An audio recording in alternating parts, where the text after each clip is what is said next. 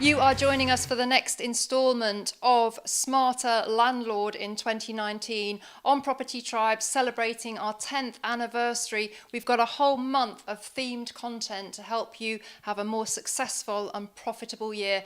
And joining me now are two young gentlemen who were only 17 when Property Tribes first launched back in 2009. You guys, great to have your opinion on this. We're focusing on what we're calling a smart landlord. What do you think makes a smarter landlord or property investor? I would say a smart landlord is one who treats their property business like a business. I think there's quite a lot of landlords out there who don't see it as a business.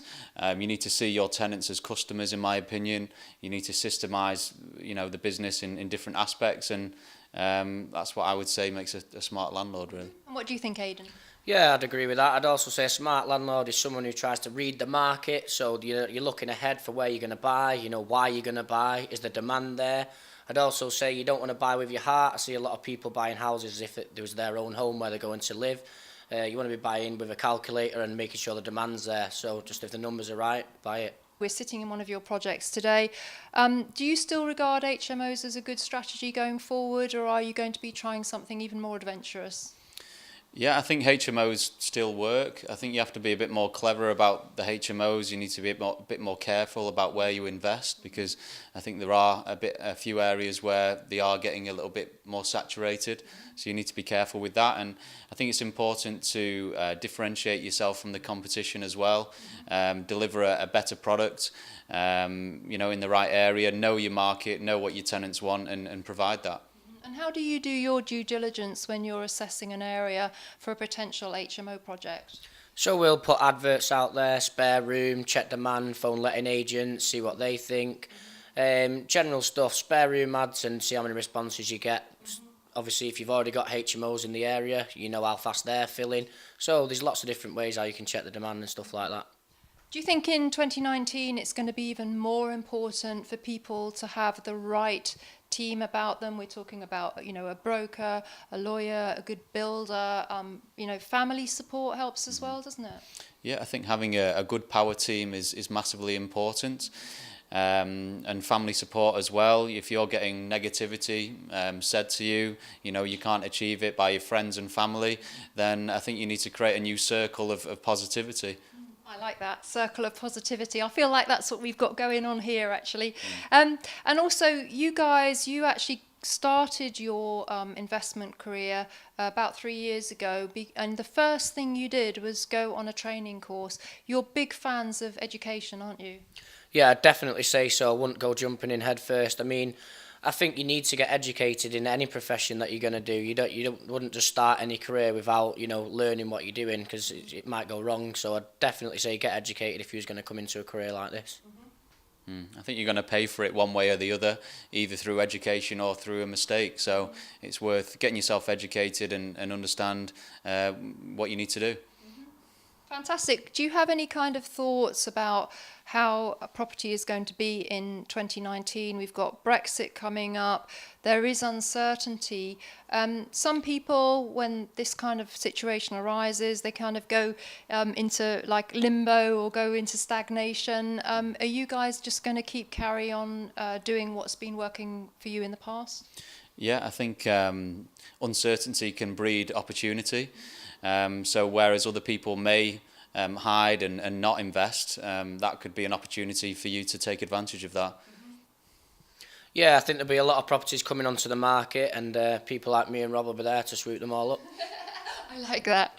If there's one top tip you've got for somebody in 2019 in terms of having a smarter business, what would that be? I would say you need to embrace technology. There's some great apps and new software designed for landlords that can help you out a lot. There's no need to not move with the times. It's important to do that, I think. Yeah, I think that's a very good point, actually. Thank you for making it. Yeah, definitely technology's a big one. I'm not the best at technology, but luckily Rob is. But yeah, just keeping up with the times, keeping up to the dates with all the changes and stuff like that, and just make sure that your business is up to date with everything you need to know. I was just going to pick up on what you said earlier, actually, Rob, about this circle of positivity. If you don't have that within your peer network, you guys are young, as we said, both under 30. Typically, your peers might not be thinking about their financial future. They're out enjoying life. If that's the case, with the likes of Facebook and property tribes, you can actually create your own circle of peers and people that are also trying to move forward the same way as you. Is that something that you do? Yes, I think a lot of people that we associate with are property people now. We've made lots of connections through property and in business who support us and motivate us to succeed even more. Yeah, so like you say, we just go networking all the time. It's good to get involved with people who are doing the same sort of things you're doing, and also like-minded people also drive you to go a lot further. Sorry, I was just going to say, I think a lot of our friends who we've known since school or whatever, who have seen what we've done, you know, they've reached out to us and said, you know, how impressed they are with it. And I think, you know, secretly, even though they may not say it, a lot of people would like to be doing what we're doing.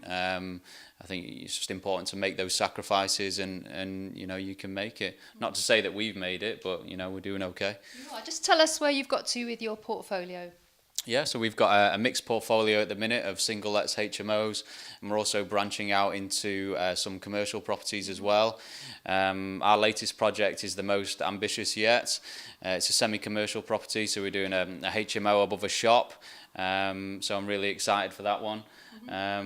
So yeah, we're always trying to push on to bigger and better things and challenge ourselves and become better people and better investors. Yeah, definitely. I think this year and next year we'll be trying to plan on getting on some development, some new build stuff, some plots of land and developing up from there, so take it to the next level. Oh, fantastic. I think what I've taken away from this interview as well is that you're very hungry to keep jumping up. So each project, it seems to me that you're just pushing yourself that little bit further. Is that true to say? Yeah, that's definitely the case. This project that we're sitting in now was the most ambitious at the time, and now we've moved on to things that are challenging us in different ways. So yeah, I think we're always trying to push ourselves into bigger and better things, and you know, our experience grows every time, and we can share that experience with other people. So as we close out here, you're still obviously 100% committed to property, and you feel positive about the year ahead? Yeah, definitely 100% committed. We've just both gone full-time into property, so we're going all steams ahead. And yeah, we're going to try and get to the top. Yeah, I second that, 100% agree. Well, thank you so much for joining me here and sharing those insights, and I hope you've got some value from this interview as well, and do stay tuned as our Smarter Landlord showcase continues throughout January.